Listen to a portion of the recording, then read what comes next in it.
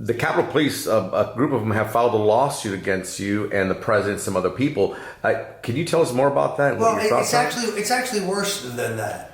In the middle of offering compromise negotiations, legal negotiations with the IRS over my fully public and acknowledged tax debt that goes back many years. I'm current with my taxes, but I do owe taxes from 2007 and 2008. And thanks to being bankrupted by Mueller, the payoff plan that I had faithfully followed, which I paid them $500,000 over 2 years, their gravy train had to stop because they destroyed me financially.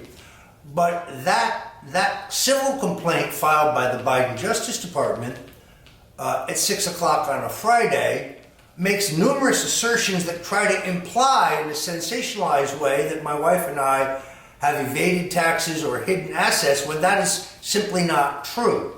There are actually 9 allegations by the government in their formal complaint that are indisputably and easily provably legally false. So I'm not going to settle. I will go to trial in Miami to prove that this is a political hit case. It was written like a press release, but there's no factual evidence. My tax lawyer and my accountant who did my books are steadfast in their assertion that I've paid or declared every dollar of income and I've hidden nothing anywhere.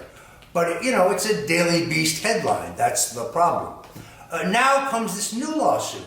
7 police officers, let's put them aside, essentially recruited and propped up by some radical left-wing lawyers group, lawyers or legal scholars for civil rights or some other flimsy, shady left-wing Democratic hit group, did what others have done. I've already been sued twice in the civil courts in D.C. and in New York, claiming that I colluded with the Russians and I worked with WikiLeaks, virtually everything including the assassination of Abraham Lincoln. And when it came to discovery, what they had were clippings from the Huffington Post. That's not news, those aren't facts. This is another case, but this is lawfare. Both the case of the DOJ and this case, which claims that I am responsible for endangering the lives of police officers and that I conspired with others to deprive them of their civil rights, there's no basis for that. There's no evidence that I did either one of those things. First of all, I never said or did anything to advocate lawlessness or insurrection or violence against anyone. I never urged anyone to attack anyone else on January 6th at the Capitol or anywhere else. My comments are very public. Secondarily, I didn't conspire with any of those other people to do anything, let alone deny the rights of a police officer or be in favor of a police officer's attack. It's a baseless lawsuit. It's frivolous. It's meritless, but you see, it's not designed to win in court.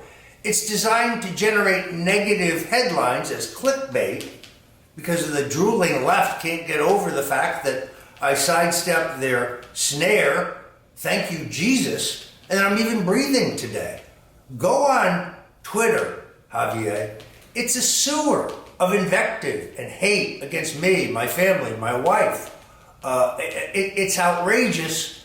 But they say we're the ones who are intolerant. So, look, at this point, it's just, in a way, it's just great to be alive.